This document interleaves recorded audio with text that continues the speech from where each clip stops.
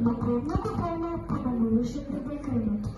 Карло беше най-умното дете в малото, зата го сака и децата и възрастните.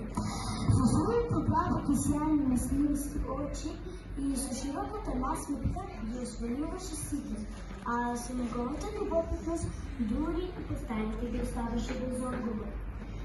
Едно пролетно утро, додека слънцето се прекарваше по синото небо и изключително град се тискаше до събота на Карло, той задълбочено гледаше полетът от компютъра и невъзно притискаше се, а отземенавано излизаше да те разбезува гласно.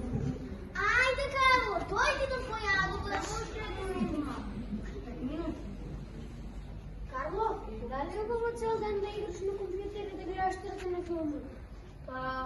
Хубаво е, ама знам дека не е долу. Кога аз бях дете, немахме екрани, ама имахме вистински авантури. Какви авантури, татко? Лодихме пеперът и сядахме долу въздух, не да знаме. Тата ми и аз такви авантури. Ако сякаш ще направим наша парма. Вижте, нали как ще направим парма? Имаме също ги посакаме, ако работим заедно и ако посакаме, то ще го правим. Следният викенд Карло, татко Милиозо и неговият приятел Дадя стигнал до старото село. Ова ли беше твой дом? Да, сина, но сега е запущена. Сакам да я поправиме, да я направиме вистинска парма. Айде, момци, работата не чека. Посадиме тръби и седмички. И твеки ме за мама. Няколко недели путята седеше. Борът мирисаше на свежа земя и зелена хлеба. Вредните раси и сърцата пълно солюб ги поправя прозорците и цветна ги светнат задовиха. Направя нова ограда и изградя мала щала. Работя всеки ден, да поправя по-хубаво, ги изчистят левовете, засадя гръбя и рози. Що има внатре, тато?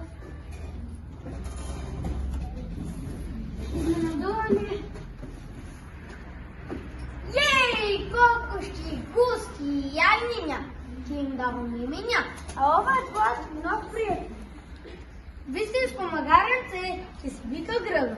Гръга ти им помага, ако носи ни вода и крие ни тайни. Браво, Карло. Той ден Карло стана несретното дете. Всяко утро го хранеше Гръга, ги поливаше цвекинята и пиеше песен. Поле, поле, поле, зелено, Карло сади семе златно, розалите зелени, зелени гори, Тато, мама, сакам да се преселим от да засеем когаш. Не скам повече град, сакам въздух, както и земя. Ако това е твоят сън, че види нашият сине. Сакаш да го замениш град за село?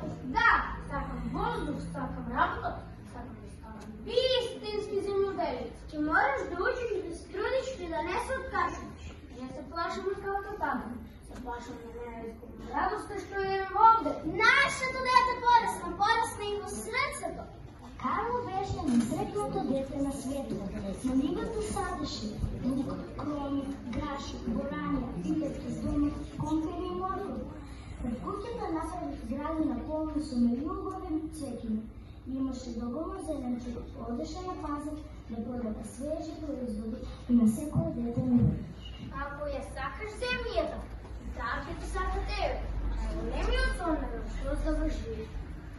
Годините минуваха, Карло порасна, но него заборави своят сон. Остана да живее на село, сложен, има керкичка и син. И му разкажа приказни за всекое дърво, за всекой корен, за всекое каска плоча. Има своя парма, има градина с високите лодкови, най-мирисливите каранки, най-насмяните кокошки. Неговата фарма я посетуват и деца и възрастни, а той им кажува, да се е възможно само ако се сака. Любовта ради любов, добрината ради добро. Когато е порасна, и аз сакам да видам като Карло. И аз сакам да видам като Карло. Да видя